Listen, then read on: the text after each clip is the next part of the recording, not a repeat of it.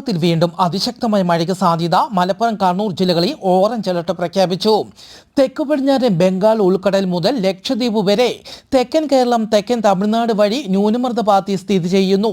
ഇതിന്റെ സ്വാധീന ഫലമായിട്ടാണ് കേരളത്തിൽ മഴ ശക്തമാകുന്നത്. കേരളത്തിന് മുകളിലെ ചക്രവാത ചുഴി നാളെയോടെ ന്യൂനമർദ്ദമായി ലക്ഷദ്വീപിന് മുകളിൽ ശക്തി പ്രാപിക്കാൻ സാധ്യത. നാളെ തിരുവനന്തപുരം, കൊല്ലം, ആലപ്പുഴ, എറണാകുളം, മലപ്പുറം, കോഴിക്കോട്, വയനാട്, കണ്ണൂർ ജില്ലകളിൽ യെല്ലോ അലർട്ടും പ്രഖ്യാപിച്ചു. മത്സ്യത്തൊഴിലാളികൾക്ക് ജാഗ്രതാ നിർദ്ദേശം. കേരള, ലക്ഷദ്വീപ് തീരങ്ങളിൽ ഇന്നു മുതൽ വരുന്ന ശനിയാഴ്ച വരെ മത്സ്യബന്ധനത്തിന് പോകരുതെന്നും ഇവിടങ്ങളിൽ മണിക്കൂറിൽ 55 കിലോമീറ്റർ വരെ വേഗതയിൽ കാറ്റിന് സാധ്യതയുണ്ടെന്നും കാലാവസ്ഥാ കേന്ദ്രം അറിയിച്ചു.